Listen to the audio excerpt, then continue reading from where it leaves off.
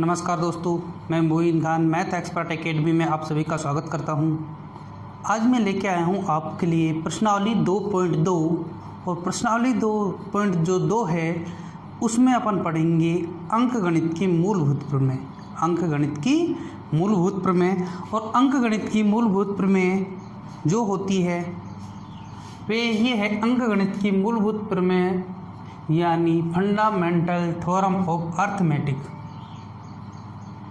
कि प्रत्येक भाज्य संख्या को भाज्य संख्या को अभाज्य संख्याओं के प्रत्येक भाज्य संख्या को अभाज्य संख्याओं के गुणनफल का मतलब गुणनखंडित रूप के रूप में व्यक्त किया जा सकता है तथा यह गुणनखंडों के आने वाले क्रम के बिना अद्वितीय होता है। जो गुणनफल होता है वे गुणनखंड जो हैं उनके आने वाले क्रम के बिना अद्वितीय होता है। ये नहीं कि भाई पहले 2 आए फिर 3 आए, क्रम के बिना अद्वितीय होता है, उनमें क्रम का कोई ध्यान नहीं रखा जाता। तो अपन इसके ऊपर एक उदाहरण लेते हैं कि निम्नलिखित संख्याओं को अभाज्य गुणनखंडों के गुणनफल के रूप में व्यक्त कीजिए। कि निम्नलिखित संख्याओं को अभाज्य गुणनखंडों के गुणनफल के रूप में व्यक्त कीजिए। इनके ऊपर 1-2 क्वेश्चन और बन के आते हैं, उसकी भी अपन बात करते हैं, लेकिन पहले समझते हैं अभाज्य गुणनखंड करना। इनको अभाज्य गुणनखंड को कर सकते हैं, किसका करना है अपन को। फर्स्ट क्वेश्चन लेते हैं पहले 5005। सबसे पहले 2 का भाग देंगे, नहीं जाएगा। जब 2 का भाग देंगे नहीं जाएगा तो उसके बाद इसमें 3 का दे देंगे, नहीं जाएगा। भाई 5 5 10 नहीं जाएगा तो किसका जाएगा इसमें जाएगा 5 का। 5 एकम 5 0 0 5 एकम 5, फिर 6 का नहीं जाएगा, 7 का नहीं जाएगा, 8 का 9 का 10 का 11 का, तो 11 का देंगे। 11 9 99, एक बचा 11 एकम 11, फिर किसका इसमें देंगे फिर 13 का।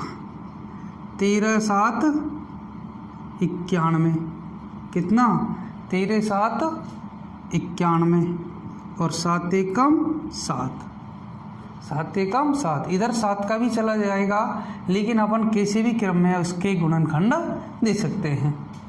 तो अपन क्या लिख सकते हैं, 5005 के गुणनखंड 5 गुणा 7 गुणा 11 गुणा 13, क्योंकि आने वाले क्रम के बिना अद्वितीय होते हैं। कैसे भी आप कर सकते हो, आने वाले क्रम के बिना क्या होते हैं, अद्वितीय होते हैं।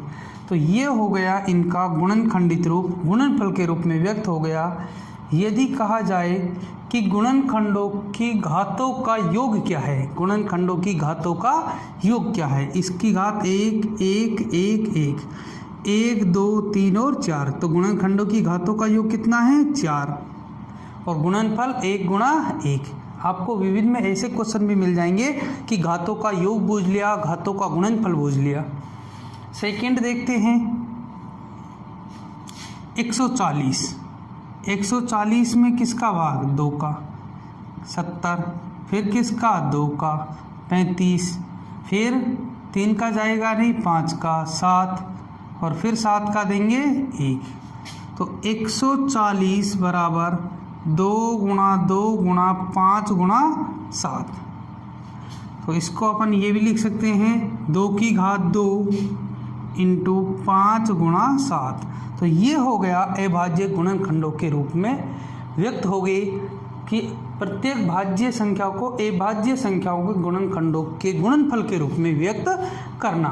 तो ये हो गया गुणनफल के रूप में व्यक्त, अभाज्य संख्याओं के गुणनफल के रूप में व्यक्त हो गया गुणनखंडों के रूप में।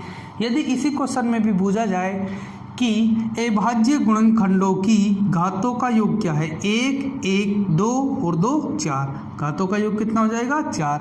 घातों का यदि गुणनफल पूछे तो घातों को क्या कर देंगे, गुणनफल कर देंगे। विविध में आपको ऐसा क्वेश्चन भी मिल जाएगा, लेकिन इधर सवाल में अपन से पूछा है कि गुणनखंडों के गुणनफल के रूप में व्यक्त कीजिए।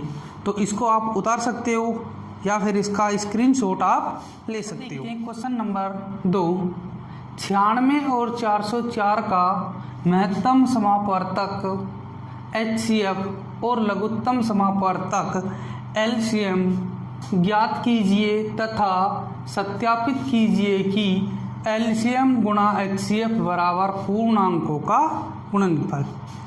LCM गुणा HCF बराबर पूर्णांकों का गुणनफल। 96 और 404 है, इनका अपन को लघुत्तम समापवर्तीय और महत्तम समापवर्तीय ज्ञात करना है। अपन क्या करते हैं कि जब दोनों ही चीज़ें ज्ञात करनी हो, अलग अलग इनके अभाज्य गुणनखंड कर लेते हैं।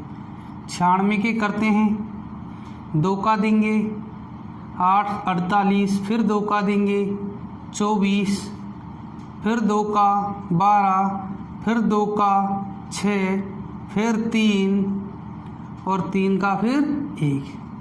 96 का करेंगे तो इसको अपन कर सकते हैं 1, 2, 3, 4, 5, 2 की घात 5 इंटू 3। तो अब करते हैं 404, 2 का भाग दिया 2 दूनी 4, 2 दूनी 4, फिर 2 का देंगे 1, 0, 1, फिर इसमें भाग देंगे तो 101 एक अभाज्य संख्या है, 101 का 101 में देंगे, एक बार जाएगा। तो 404 के अभाज्य गुणनखंड 2 इंटू 2 इंटू 101 हो गया 101। अब इनका LCM और HCF निकालते हैं। LCM और क्या निकालते हैं, HCF निकालते हैं। LCM में उभयनिष्ठ संख्या की उच्चतम घात, उभयनिष्ठ संख्या की कितनी आ जाएगी, उच्चतम घात 2 की घात 5। और ये क्या लिख सकते हैं अपन, इनको ये लिख सकते हैं 2 की घात 2 इंटू 101 गुणा ए उभयनिष्ठ संख्या 3 और क्या है गुणा 101। इसमें करेंगे अपन HCF में उभयनिष्ठ संख्या की न्यूनतम घात, तो 2 की घात 2। उभयनिष्ठ केवल क्या है 2 है, तो 2 की घात न्यूनतम घात लेंगे उभयनिष्ठ संख्या की न्यूनतम। LCM ज्ञात करना है तो उसके लिए याद रखना है उभयनिष्ठ संख्या की उच्चतम घात गुणा ए उभयनिष्ठ संख्या, जबकि HCF में उभयनिष्ठ संख्या की न्यूनतम घात लेंगे। LCM में लघुत्तम में लेंगे उभयनिष्ठ संख्या की उच्चतम घात गुणा ए उभयनिष्ठ संख्या। HCF में यानी महत्तम समापवर्ती में लेंगे उभयनिष्ठ संख्या की न्यूनतम घात गुणा ए उभयनिष्ठ संख्या को छोड़ देंगे। तो ये LCM और HCF अब अपन को सत्यापित करना है कि LCM गुणा HCF बराबर पूर्णांकों का गुणनफल, बराबर पूर्णांकों का गुणनफल, बराबर पूर्णांकों का गुणनफल लेंगे।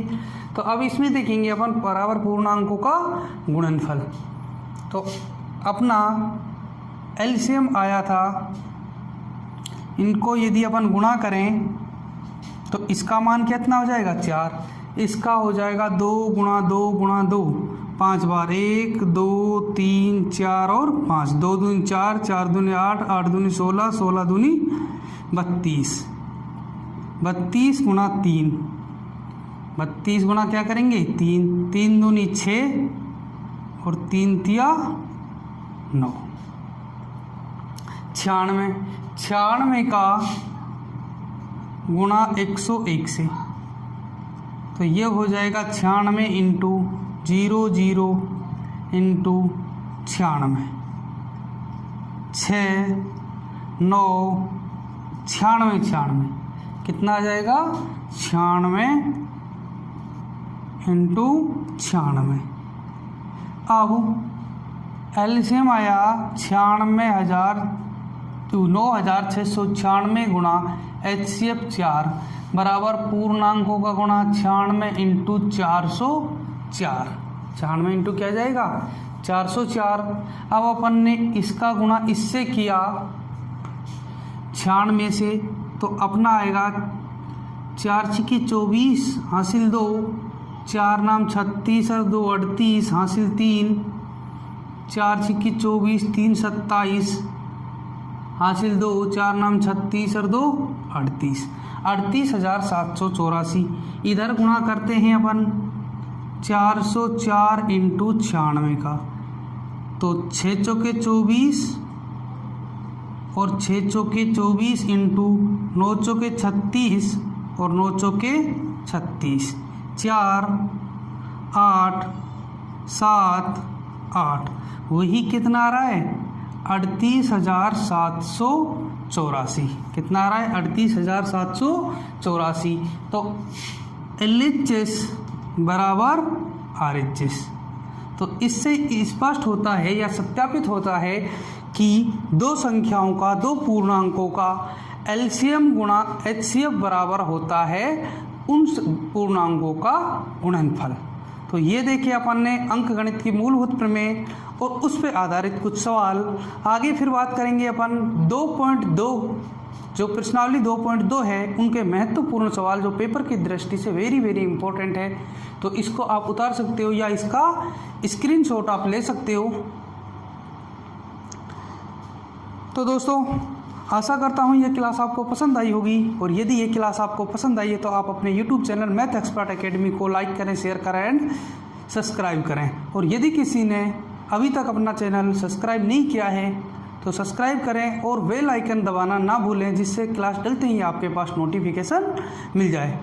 तो दोस्तों फिर मुलाकात करेंगे बहुत ही इंटरेस्टिंग टॉपिक के साथ। 2.2 के महत्वपूर्ण क्वेश्चन जो पेपर आने में 99% चांस है, 90+ चांस इसके हैं पेपर में आने के, बोर्ड पेपरों में। तो उन क्वेश्चनों को लेके फिर मिलते हैं, आगे मुलाकात करते हैं। तब तक के लिए सभी को धन्यवाद दोस्तों। जय हिंद, जय भारत।